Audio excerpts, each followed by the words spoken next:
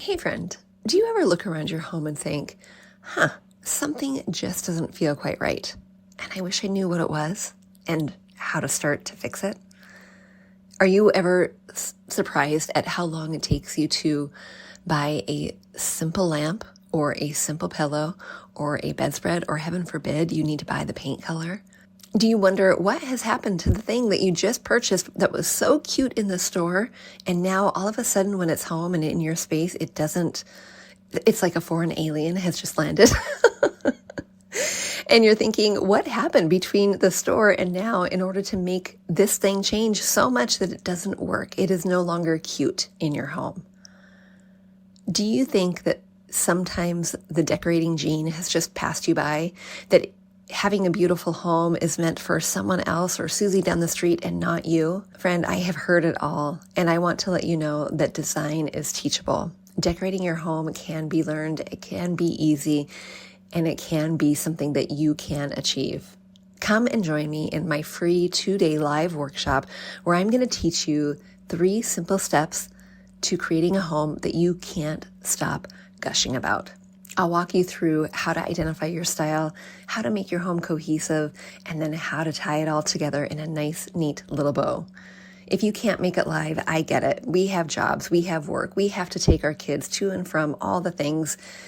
And if you can't make it live, that's okay. Sign up for my free workshop and you will get the replay. You can sign up by going to bit.ly/fall 2025 workshop. And I can't wait to hang out with you in person, giving you super tactical things that you can apply today in your home so that you can start living in a home that you absolutely love, that you look around and think, oh my gosh, I can't believe I made that. It is there for you, friend, and I can't wait for that for you. All right, I'll see you there. We grew up with the phrase, home is where the heart is. But our culture has shifted, and now the message is, home should be Pinterest perfect. I'm calling BS on that message. Home, it's not about the stuff, it's about the story. And whether you know it or not, your home is a reflection of you and is already saying something. So what is it that you want it to say? Hey, I'm Danny, a former first grade teacher turned home decorator. Going from a dual income to a single income so I could stay home with my babies meant budget, like ramen eating, Goodwill shopping budget. And I learned a few things along the way, like how to bring big style to your home without breaking the bank. And I'm sharing it all with you. Tips, tricks, decor, and design advice so you can learn to tell your story with your style, where you can start living free from the Pinterest perfect trap and start living a life of intention. Welcome to Fig and Farm at Home, where we design happy living and where it doesn't have to be perfect to be beautiful. There are 3 things that I wish I would have known before decorating my first home.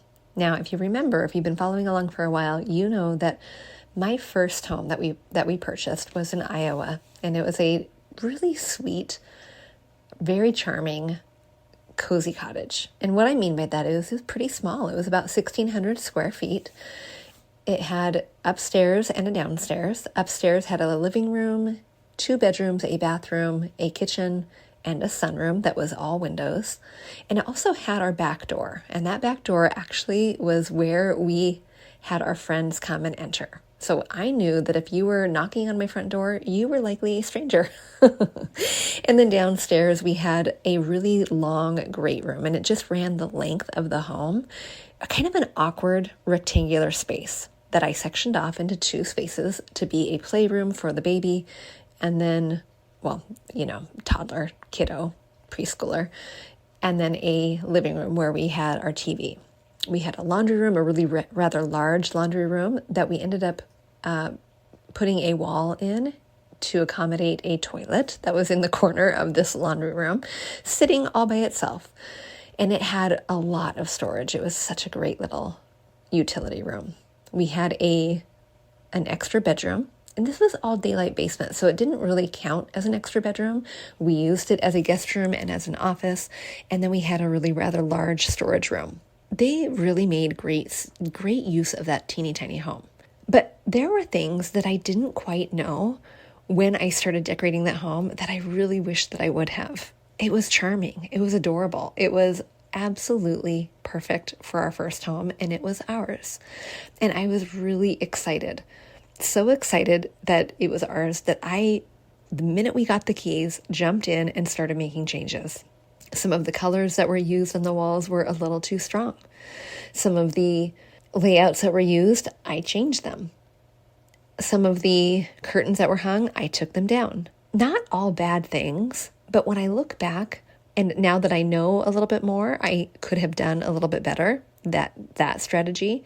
But there are 3 things that I really wish I would have paid attention to before I grabbed the very first paintbrush. Now, we didn't have the luxury of living somewhere else while we were making these changes, so we did them while we were moving in, while boxes were there. But here are the things that I wish I would have known. Number 1, I wish I would have paid attention to the foundation. Now, what do I mean by that? I am not talking about the brick foundation, the cement foundation, the thing that the house sits on. When I'm decorating my home, I want to think about the anatomy of the room. And I'm not, again, talking about doors and windows and knobs and lights and ceilings. What I'm talking about is first the foundation. And the foundation are the floors and the walls. Now, when you're decorating your home on a budget, oftentimes you can't really touch the floors and the walls. If you are so lucky and you get to make that choice and change the carpet or change the flooring, that is amazing. But so many of us can't do that. We're limited by what we have on the floor and what we have on our walls. And I know that if I'm going to be making a color palette, it is going to be way easier for me to choose a color palette for the walls than it will be to choose new flooring. And it'll be a whole lot better for my wallet. Now, what I want you to think about too is your foundation is really very strong. It paints a huge picture for your home. And if you have choppy flooring, for example, that might be something you want to remediate sooner than later.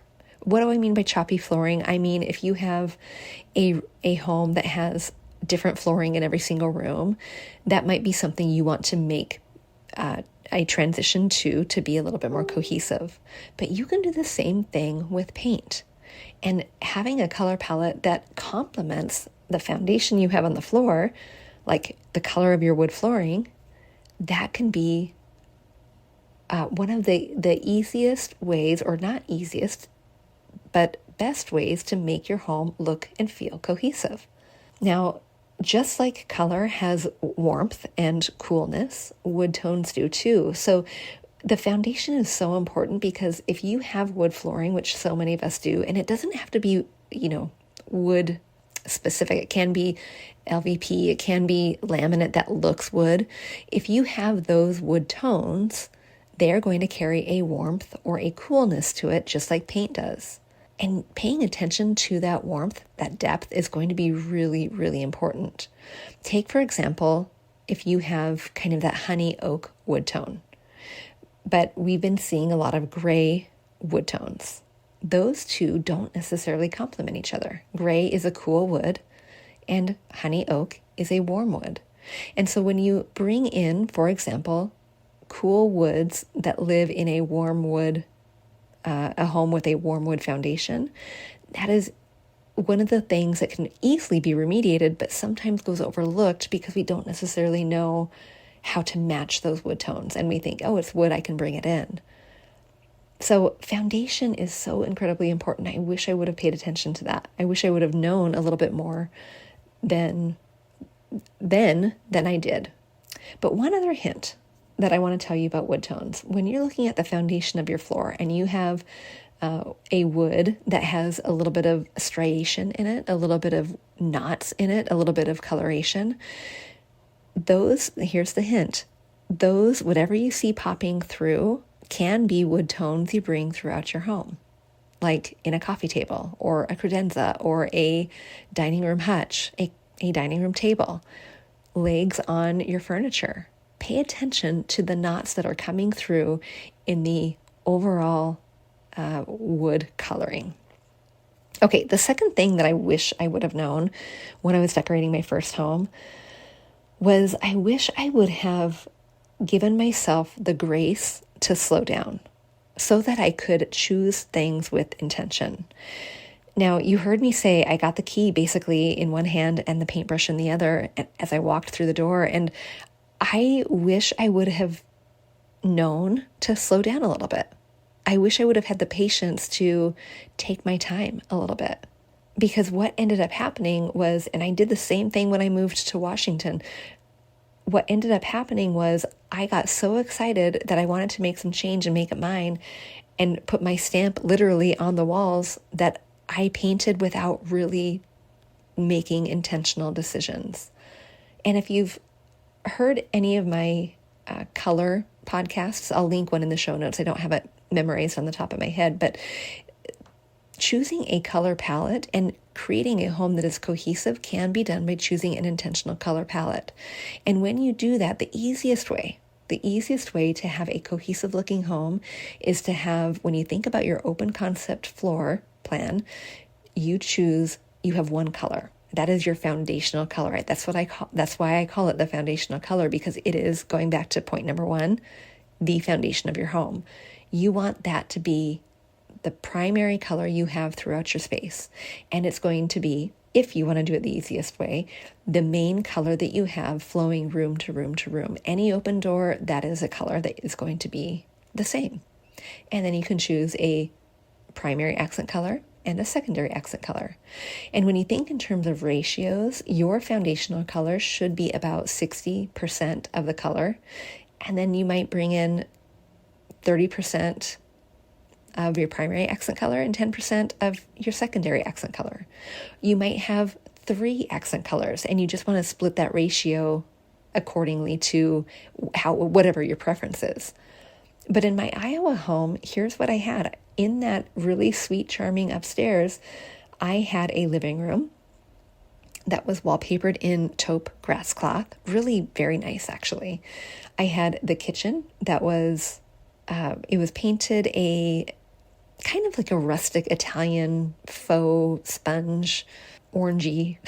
I'm painting a very lovely picture, like a mustard color with some browns on it. And it had a little trim of wallpaper at the top that was like fat little Italian man. It was very charming. It really was at the time.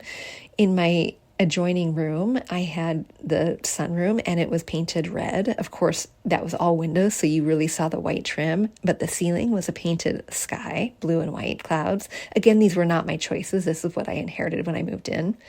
And then you walk around the corner and you see the dining room. All of this was kind of like a circular motion around the staircase going downstairs.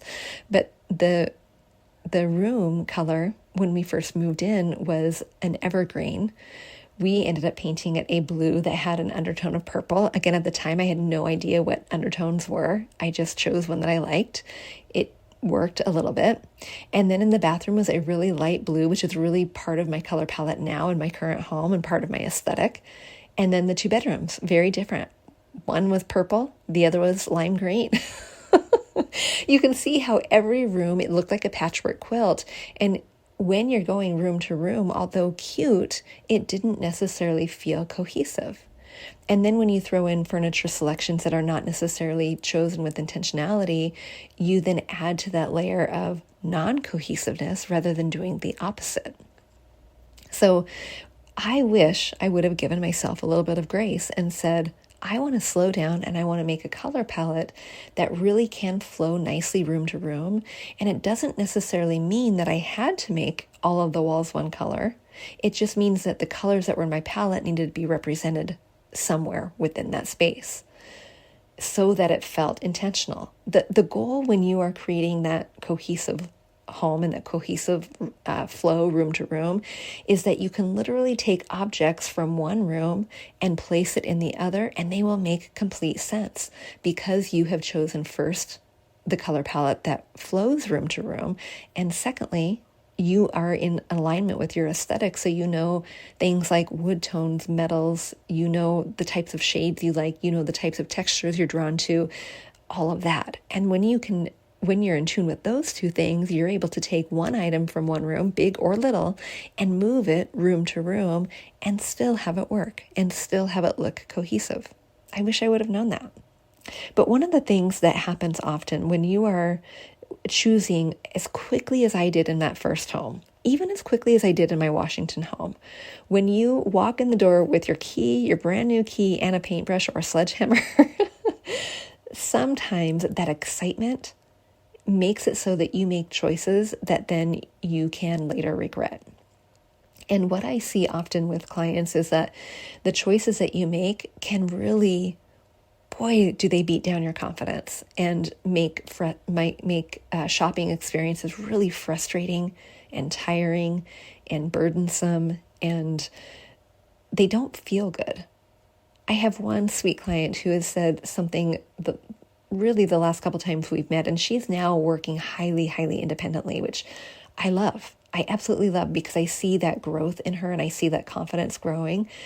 And she'll tell me the selections she's made based on the confidence she has, because she now knows her aesthetic. She's working with a color palette and she's able to make those decisions a little bit more on her own. But when she first came to me, it was frustrating. She didn't have decision confidence.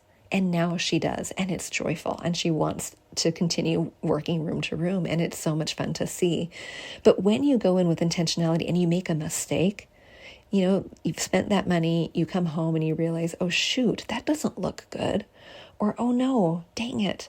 Now that you know better, you realize that couch that you bought is too heavy for the space. Maybe it's too bulky. Maybe it's too deep of a color. Maybe it's just way too big. And then you're stuck with the mistake. And that mistake usually comes with a price tag. And so many of us get stuck in that place of, well, I cannot possibly replace it because it was too expensive. And that is the rub. That is the frustration, because now not only are you stuck with that thing that is now commanding and demanding that you decorate around it, but now your confidence is shot. So when it's time to replace that big item, you're now second guessing every single decision because you know that you made a mistake the first time. And I did that.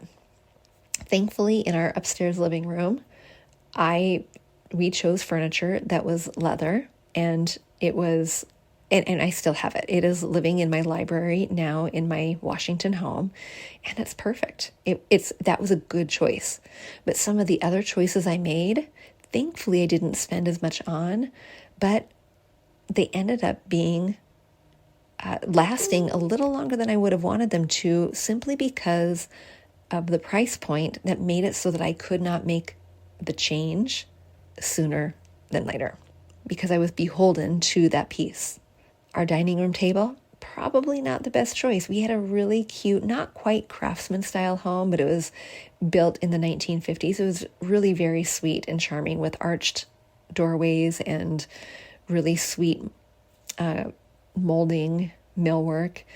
And I chose a table that was not quite the right style. And once I realized it, it was something that we had to live with until we could sell it, replace it, afford something different. But the other thing I want to say here is, when you are choosing things without intention, sometimes you're allowing those voices of other people to come and shape and influence what it is that you are doing. And I can immediately think about having people over. You're excited, you're wanting to show them around, and you hear an idea and you think, oh my gosh, this is a great idea. And then you go to Pinterest or you go to that magazine and you're clipping all the things because you are so inspired, and that excitement of, I am now in momentum of making change. I want to make that change happen. But those voices are kind of skewing the intentionality. They're skewing the slowing down process. They might be good ideas, but they're skewing them in such a way that make it so that you're rushing faster than the planning can happen. And friends, it all starts with a plan. Being intentional all starts with a plan. Not only knowing where do you want to start and what things you want to do, that's part of the plan, but knowing what your design style is, knowing what color palette you want, knowing what your limitations are in terms of budget, knowing what your limitations are in terms of things you already have and how you want the room to function for you. All of those things should be taken into consideration when you are making your plan. And when you allow those voices to come in and influence you, and I mean voices by even me too, right? So Instagram, Facebook, Twitter, TikTok, I don't know, wherever you are, those things that you're looking at and getting inspiration from, those can cause influence over the decision making and over the intentionality of the plan that you should be creating. Thankfully, at the time, we didn't have Instagram. I think we might have had Instagram when we moved in here. I can't remember when Instagram started, but I didn't have it. And those things did not influence me. I learned on my own. But wow, is it prevalent now? And holy smokes, can it be a derailing force rather than a helpful influence? Okay, the third thing that I wish I would have known is that I wish I would have, instead of buying things to accommodate the stuff I already had, I wish I would have really taken a stock of the things I had, the things that I needed, the things that were going to help me with the function of my room. I wish I would have taken stock of that and added that to my intentional plan, meaning getting rid of some of the stuff I didn't really need. I moved it maybe from my apartment in Iowa to my new home in Iowa, and I didn't really need it. But I bought the thing, the furniture, the storage piece, the closet system, whatever, in order to accommodate the stuff that I then no longer needed. And so that just kind of compounded the stuff upon stuff mentality. And when we moved from Iowa here, although I did remove some of those things, I had a brand new baby. I had a brand new baby and two other kids under the age of 4. I wasn't really spending my time decluttering. I am going to give myself a little bit of grace for that because I was just in such a busy season of life. But had I had a little bit more time, that would have been something that I would have done. And should we move again, that is absolutely something that I am going to do in order to allow that to not go with me, in order to compound the growth and the storage and the systems that are in the new home that don't necessarily serve me. So decluttering, basically. I wish I would have decluttered. And that is why it is now currently a monthly habit for me in my home, where I am constantly going through things in order to determine, is this serving me? Do the kids need it? That kind of thing. And those are rhythms that we've gotten into as a family. I've gotten into more as the head of that train. But it is something that will serve you well if you are going into that new phase of building, buying, moving, or even just wanting to redecorate in the first place and you don't know where to start. Starting there is going to be very helpful. So friend, 3 things I wish I would have known. I wish I would have paid attention to the foundation. I wish I would have slowed down a little bit and been a little bit more intentional. And then I wish I would have taken a minute to really take stock of the things I had, to get rid of some of the things I had, rather than buying storage systems in order to accommodate the stuff that I really didn't need. All right, friend, I want to know what is on your list. What is that? Come on over and share it with us inside of our Facebook group. You can come and do that inside of bit.ly/design101 group. You can come in and share that with us. But I also want to know what you might need help with. Are you wanting to start in your home? You're wanting to make some of those changes and you're thinking, yep, intentionality sounds great. A plan sounds great. And really, I don't know how to plan except for making a list. If you're wanting to know how to plan, friend, I'm wanting to support you along the way. If you're wanting to know where to start in your home design, hi, I'm Danny. I would love to help you with that. I am hosting a free 3-day workshop, September 9th, 10th, and 11th, that brings us back to basics in our home design. You're going to learn how you can learn to identify your design style. You're going to learn the fundamentals of creating a cohesive looking home, and you're going to learn what to do next. What to do with those bullies in the room that are commanding and demanding attention and that we just want to get rid of. Friend, I want you to come and join us over there September 9th to 11th. And if you can't make it live, no worries. I'll send you the replay. All right, friend, you can sign up by going to bit.ly/fall 2025 workshop. And I will see you there. Until next time, I'll see you soon. Hey, real quick before you go, if you learned something new or found value in today's podcast, would you head over to iTunes to Fig and Farm at Home and leave a review and subscribe to the show? That would be awesome. And if you'd like to connect with my community of mamas who are learning to be intentional storytellers within their own homes, join us at bit.ly/design101 group. There's always more room at the table. See you soon.